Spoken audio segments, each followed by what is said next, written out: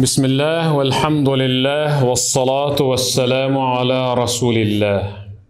Ardaқты apalar, eceler, қарындаштар, барыңыздардан Аллахым разы болсын. Барыңыздарға бүгінгі жұма құтты жана берекелі болсын. Ұққандарды жүзеге ашырып, амал қылып, Нұржігіт айтқандай ұқпағандарға жеткіруші қылсын. Uyuşturuculardan, күтіп алғандардан, орын даярдағандардан, шақырғандардың барынан Аллахым өзің разы болғын. Алтындай вақтысын қоротып келген апалардан, еже қарындаш қыздардан Аллахым өзің разы болғын. Мен тарихқа бір кіріп шығайын, чоғыл кірелі. Najmuddin Yusuf ibn Ayyub падыша бұл, жақсы білесіздер. Салахуддин әл-Айюбинің атасы.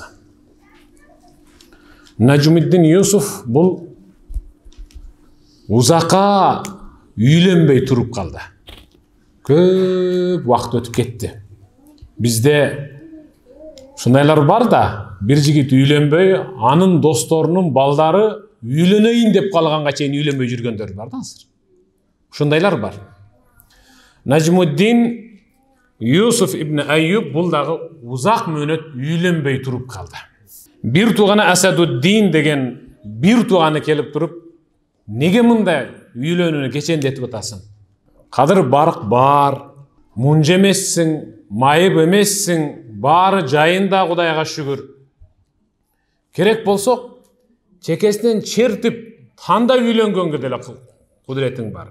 Танда үйленгенге деле біздің құдіретіміз жетеді. Мұндай қылалы, падыша Мұхаммед ibn Маликтің қызы бар. Бойға жеткен падышаның қызына үйленіп алу деле анша-мұнша адамдардың қолынан келе бербейді. Егер падышаның қызына үйленсең, балкім бір қанша жердегі жабық дарбазалар дағы ашылады. Дүниелік, даража, байлық, игілік, барқ дағы топталады десе, бұл Najmuddin Yusuf ibn Ayyub мұндай деп атады. Жоқ, мен падышаның қызына үйленбей қоя тұрайын. Мен еңсеген, мен қиялданған қыз, ал ұшындай болыш керек. Иннема уриду заужа салиха. Мен етегі ұзын, денесі жауық, аябай тақуа қызға үйленішім керек. Үйленішім керек ошандай қызға. Тәқуд бияди иләл жанна. Мен үйленген қыз, ал менің қолымдан қармап, мені бейішке жетелеп кіргізіш керек. وأنجب منها ولدا تحسن تربيته حتى يشب ويكون فارسا ويعيد للمسلمين القدس. Мен андан перзентті болышым керек. Уыл, еркек, балалы болышым керек. Ошол маға уыл бала төреп берген жұбайым, маға жеткірбей еле, уылымды ушунчалық еркек қылып тарбиялаш керек. Ал жігіт болып баралына жеткен учурда, еврейлердің чеңгелінде тұрған, езуде жашап жатқан мұсылмандардың мекені алғашқы қыбыласы болып есептелген Құддусты мұсылмандарға қайтарып беріш керек. Мұна менің қиялым деді. Мана шынық инсан ұшынтып қиялған аткен. Біздікілер үйленеме десе, тапқылат істесін. Тапқаныңарға үйленем дейді. Болды. Қыздар да шындай. Шығайме десе, сіздердің айтқаныңыздарға тием. İzdeş gerek, Allah Teala'dan soranış gerek, kıyaldanış gerek, dua kılış gerek. Karayız bir jigit soran, kıyalı şundayken, daim namazında bassa tursa, ya Rab, mağa bir saliha, takva kız tuşkıl, men aşağı uylenişim gerek. Etek uzun, denesi javık, gözü tosuk barış gerek, ıldıydı karagan. Дағы негізгісі, ал менің қолымнан қармап бейішке кіргізіш керек. Мен андан уыл перзенті болғанда, маға жеткірбейлі ал тарбияласын, жігіт қылып, ал Құддусты мұсылмандарға қайтарып беріш керек. Bir tuğanı uğup durup Sen jomak ayттың dedi. Sen jomak aytып атасың. Kayaktan ушундай кыз туш келсин сага? Sen azır jönelемде кыялыңдагы нерсени чындыкка айлантып эле сүйлөп койдуң. Сүйлөө ар бир адамдын колунан келет. Кой, бул оюңдан кайт dedi бир тууган. 2 жылдан бери бирөө кат жазат WhatsApp'tan. Устаз дуа кылып коюңчу, жакшы бир ниеттер болуп атат дейт. Мен дагы жөн эле жооп жазып коем. Аллахым ниетиңди жүзөгө ашырсын. Амин деп коем. 2 жыл болду. Быйыл экинчи жолу катуу ооруп, анан кайра эсиме келгенден кийин баягы устаз ооруп айыгыпсыз, ооруган адамдын дуасы кабыл болот, дуа кылыңчы деп, дуа кылып эле келатам деди. Не деп дуа кылайын айтчы, сен өзү кимсиң десем, мен кыз баламын дейт. 2 жыл жазыптыр. Өзүм не деп дуа кылайын десем, ушул кыялым дуайдын принципине эрге тийишим керек деп да. Мына карап турат телефонумда азыр. Амин. Аллахым ушул кызды ошол жака жөнөт. Аллахым ушул кыз жак турмушка чыксын деп үн менен жөнөттүм да. Амин, амин, амин деген жазуу келди. Бүгүн эртең менен багымдаттан кийин менде бир кайгы деди да. Менде бир кайгы иш. Алла, атасы аман бекен. Апасы аман бекен. Азыр Нуржигит айткандай ушу ата менен апа ооруса азыр дүйнө караңгылашып атат да, мисалы өзү да ооруп, ар нерсе болуп атабыз го. Коркуп, тынчылык бекен, тынч элеби, жакшылык десем. Устаз, мен тием деп жүргөн жигитке башка бирөө тийип, мен кыялдангандай эгиз төрөйм дедим да, ошол бир уул бир кыз төрөп коюп атпайбы дейт. Бүгүн багымдаттан кийин анан ушу сабакты жазганга мажбур болдум да. Анан айттым, иншалла ошол принцип бир күн келет дедим бизге. Сенин кызыңды, неме, сенин колуңду сураганы келет, биз ортомуш болобуз дедим кыздар бүгүн. Бирок ниетиңден кайтпа. Салахиддин Алиевдин атасы Нажмиддин катып айтты. Бир күн анан Нажмиддин Юсуф ибн Айюб бул өзүнүн аймагындагы чоң мечиттин имамына кирип бир маселелер боюнча сүйлөшөйүн деп кирип олтуруп калды. Көпкө сүйлөшүп отурганда кызматкер келип шейхтен, устаздан, устаз сизден парданын аркасына бир кыз келип өтө зарыл суроолорум бар деп такыр болбой атат. Мейли, мейли. Келсин, парданын аркасына келди.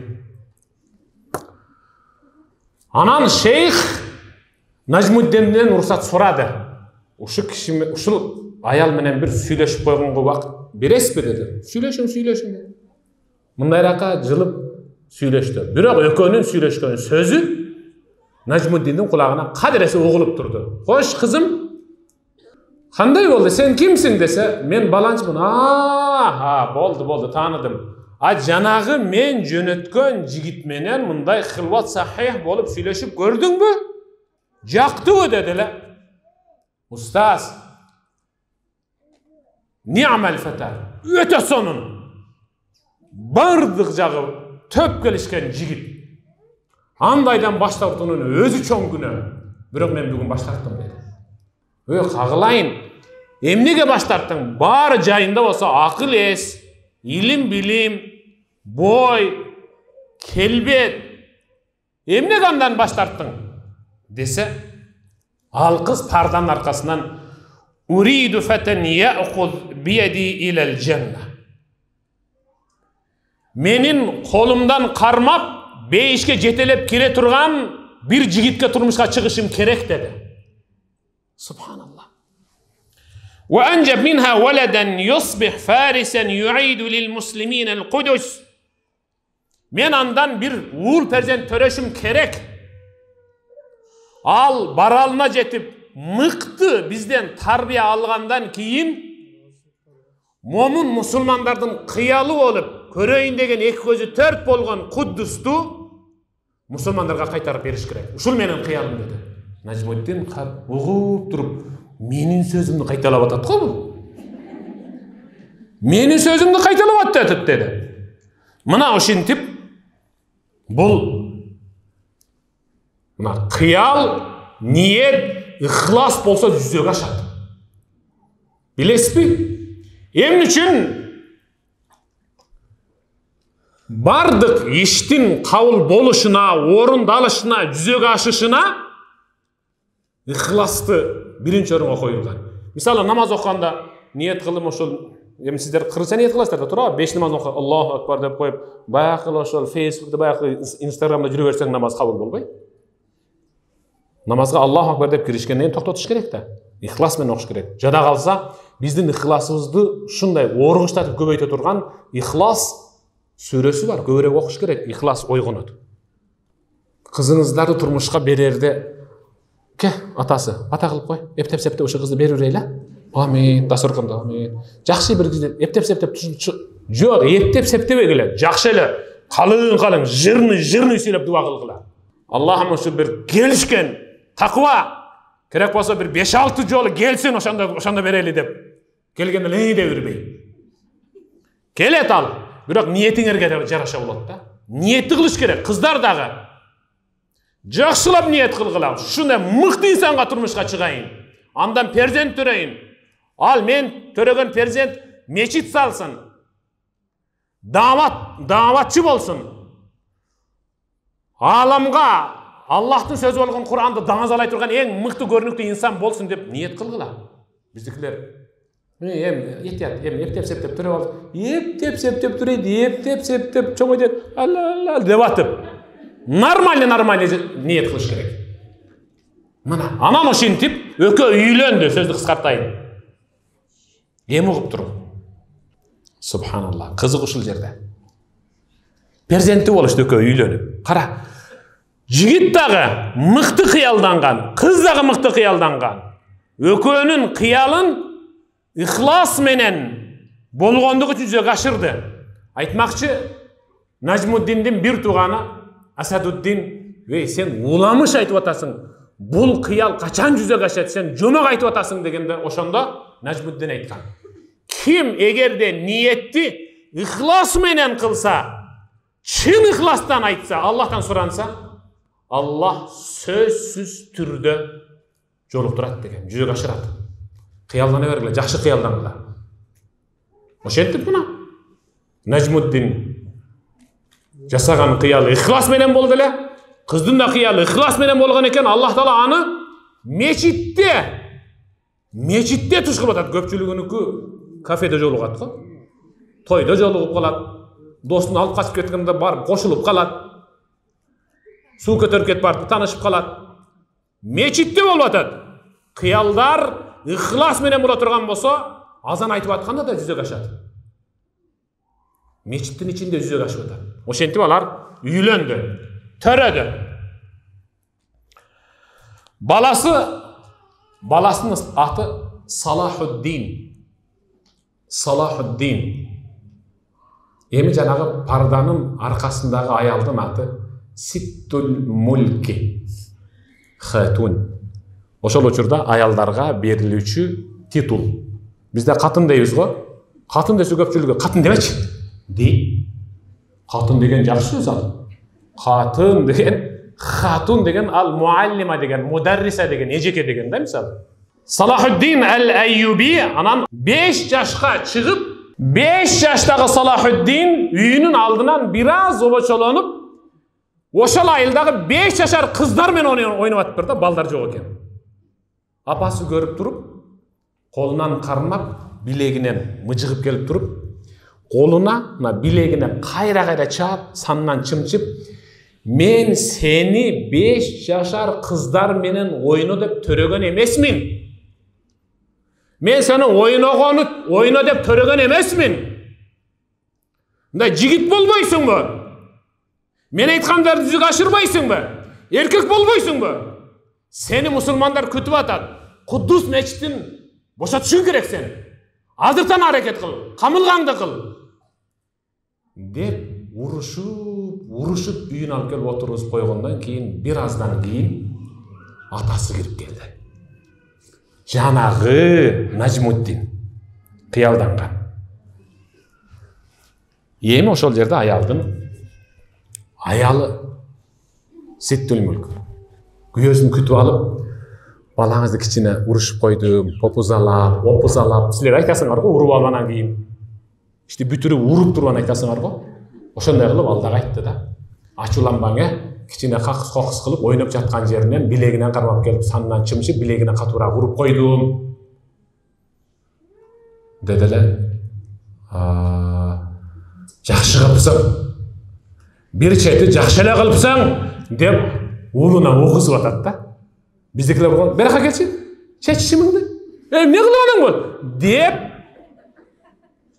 бала менен эненин ортосунда муздак мүнөз, баланы энеден алыстатуу, сый урматын кетирүү, ушундай болот да. Ал атасы айтып жатат Нажмиддин. Туура кылгансың, ошентиш керек болчу да. Деди эле, аялы сүйүнгөн чечке чыгып кеткенден кийин ата келип туруп, баласын кучактап, аялын көзүнчө айтарын айтып алып, "Эч жериң ооруган жокпу?" деп кучактап туруп, атасынын бою 2 метр эле да. Ошо Нажмиддиндин бою 2 метр узунураак эле. Тик туруп, момундай кылып биз баланын колтугунан алып ыргытабыз го. Ошентип 2-3 жолу ыргытканда, 3-үнчүсүндө колунан тайып кетип, жыгылып түшкөн да жерге. 5 жашар бала. Анан кичине онтоду. Балам, оорутуп койгон жокмунбу?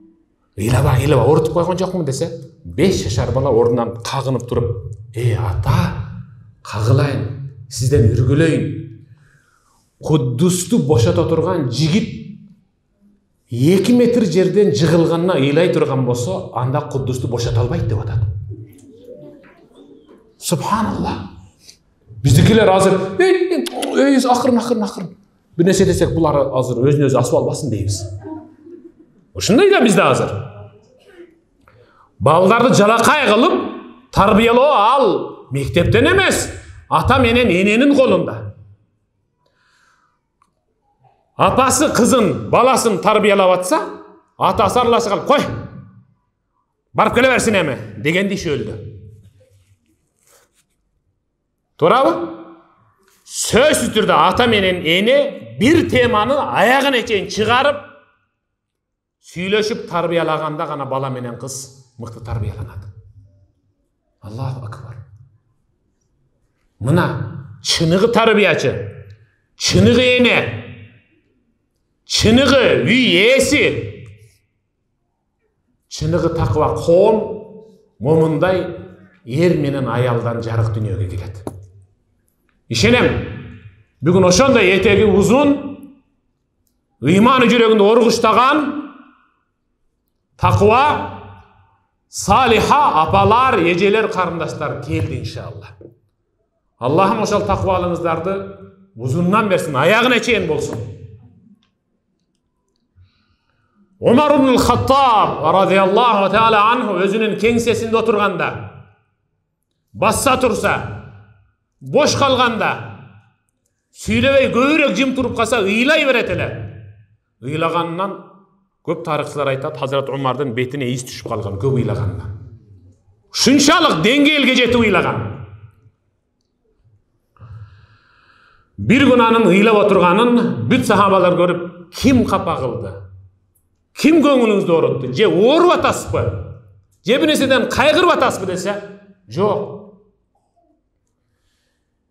Аллахтын буйругу менен муъминдердин амири болуп, ушул Мадинада туруп, бирок Ирак шаарында үстүнө жүк артылган эшек жолдо бара жатып, жолдун оңдолбогон чоңкуруна бир бутун аягын түшүрүп канатып алса, кыяматта Аллах, "Эй Умар, сенин шалакылыгыңдан жүк артылган эшек мына сен оңдобогон жолдун аңгегине бутун түшүрүп канатып алды" деп, канаган эшектин буту үчүн азаптаса эмне кылам деп коркконумдан ыйлап атам деген.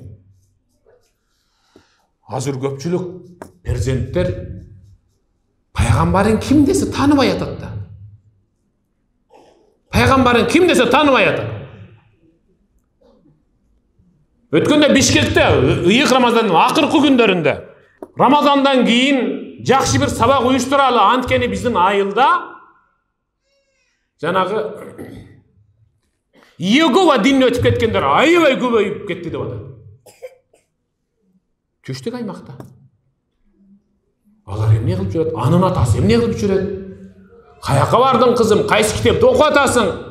Уулум кандайсың? Эмне кеч келдиң? Эмне эрте келдиң? деп сурабаган ата-энеге таң калып атам.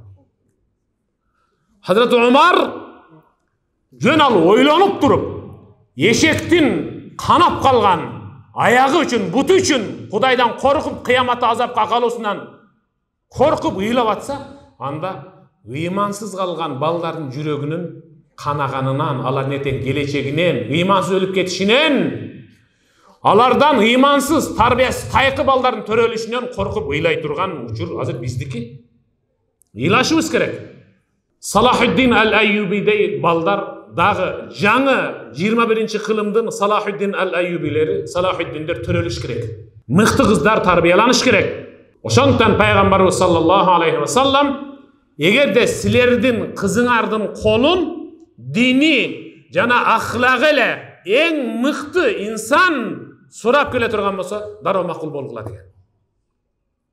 Намаз окуйт экен, адеп ахлагы жүрүм-туруму мыкты экен дегенден кийин бирок атасы менен турат, ата-энеси менен үйлөрдө жупун экен десе, тура туралычы дейт кыздын ата-энеси. Bir 10 günden keyin biri келет. Öte bay bardıq жагынан төп келишкен, бирок ата-энеси намаз окубайт экен десе, окуп кетерем, акырындык окуп кетет да дейт. Эмне үчүн жанагын акырындык менен байып кетет анан дебедиңер? Субханаллах. Мынеке ошондуктан пайгамбар саллаллаху алейхи ва саллям эмне деген? Кайсы бир жигитке Аллах Таала салиха аялды туш кылып койсо, шүгүрдей берсин ошол жигит. Шүгүрдей берсин. Анткени салиха кыздын туш болушу менен жигиттин жүрөгүндө ыймандын жарымдап көтөрүлүшүнө себеп деп атат. Калган жарымда жигит өзү такыбалыгы менен эми ыйманын толтуруп алсын. Şu sizlerin tarbiyalап аткан кыздар кайсы бир жигиттин ыйманын жогорулатып кое турган болсо, анда жакшы эле. Түшүрүп кое турган болсо, андан Кудай сактасын. Кудай сактасын. İmam Ahmed ibn Hanbal эмне дейт? Meni apam tarbiyaladı. Kur'an jattатты. Kitap okuttu. Namazga bağımdattан 1 saat murda arkamda akırın tap-tap, sağmayımdan sılap, çekemden jıttap, öp, erkeletip oygotat ele. Men turgan uçurda men darat alçu su kadrese жылуу болот эле деп атат. Шунчалык таква аял. Мен дарат алып киргенде, мен сажда кыла турган пешенем муздага тийбесин деп апам жай намаздын ушунда алакан мен ысытып турчу эле дейт мынтип. Момундай мыкты энелер өткөн. Намаз окуп бүткөндөн кийин анан апам tetexammar kalın жолугун башына ийектен алып ороп, kalın кийимин кийип туруп, апамдын ошол kalın жемпери кийиминин өтө чоң размер экенин мен кийин сездим деп атат. Чоң кийинче экен. Эмнеге апам өзүнүн ушул келбетине жарашат? Жакшынакы размери менен кийбейт десе керек да. Апам мени кийгизген, өзү кийингенден кийин эшикке чыгып туруп, ошол өзү кийинген кийимдин ичине мени кумтулап алып туруп, анан алып барчу эле дейт. Көрсө апам мени үшүбөсүн деп бошона алган экен. Мен медресеге кирип кеткенден кийин, медреседен чыкканга чейин, күн көтөрүп шашке болгонго чейин апам суукта эшикте турат эле деп атат. Мына ушундай апалар өткөн. Ахмад ибн Ханбал жөн эле Ахмад ибн Ханбал болуп калган жери жок. Анын аркасында эң мыкты тарбиячы абасы бар болгондугу үчүн ушул деңгээлге жетти. Италияны ойлонткон, керек болсо Италияны сүрдөнтүп койгон, ойлонтуп койгон Умарул Мухтар дегенди жакшы билесиздер. Билебизби? Умарул Мухтардын аялы Кайтыш болгондо Умарул Мухтар эки алаканы менен бетин жаап алып аябай оңкулдап ыйлаган. Ошондо жанындагы жардамчылары: Умар, аял бар, табылат кагылайын. Кой эми. Эркек болсаң, Италия сенден сүрдөп атат. Уят эмеспи? Аял өлүп калган, ошондо бышактап ыйлап атат, мурду коюлуп деп. Кой десе, мындай аял табылышы чанда. Кана айтчы, эмнеси менен сыймыктанып ыйлап атасың? Эмнесин кусаланып сагынып ыйлап атасың десе, мен ар дайым чатырга кирип келе жатканда жана чыгып бара жатканда, чатырдын эшигин бийик кылып мен тик чыгып кеткенде тийбей турган кылып түрүп коет эле. Мен бир күн жубайымдан сурадым: кагылайын сүйүктүм, ошентип түрүүнүн жогору көтөрүүнүн эмне мааниси бар? Ылдырай эле кылып токтотуп койчу. Кирип чыга берем мен десе, жок байым, жок, андай дебеңиз. Жок. Сиз түп-түз кирип, түп-түз чыгың. Досуңуз болмуш болуп, жаныңызда жүргөн анча-анча касыңыз, бул Умар момундай сыртта какайып жүргөнү менен аялына киргенде ийилип салам берет деп ошонусунан да ийри издебесин деп атат. Кандай мыкты аялдар өткөн. Умарды Умарул Мухтар кылган болгону бир эле мүнөзү эшик башты бийик көтөргөн анын жубайы болгон. Иншаллах 5 убак намазга жамаатка, аптасында бир жолу жумага, таалим, сохбаттарга барып жаткан эркектердин аркасында сиздердей апалары мээримдүү дуа кылган. Сиздердей сүйүктүү жубайлары бар, кызмат кылып бут кийимин оңдой турган кыздары бар. Ошон үчүн алар ошо 5 убак намаздан калбай атат да, иншаллах. Аллахым өмүрүңүздөрдү узун кылып, ыйман, ихласыңыздарды мындан өтө кылсын. Ниетиңиздерди, кыялыңыздарды, ихласыңыздар себептүү Аллах Таала биз таң кала турган деңгээлде жүзөгө ашырсын. Аллахым баарыңыздардан ыраазы болсун. Сөзүмдү узартпайын. Мен де эки дамланын ортосуна туруп алып жаман бышактап тердеп атам. Аллахым ыраазы болсун. Чоң рахмат.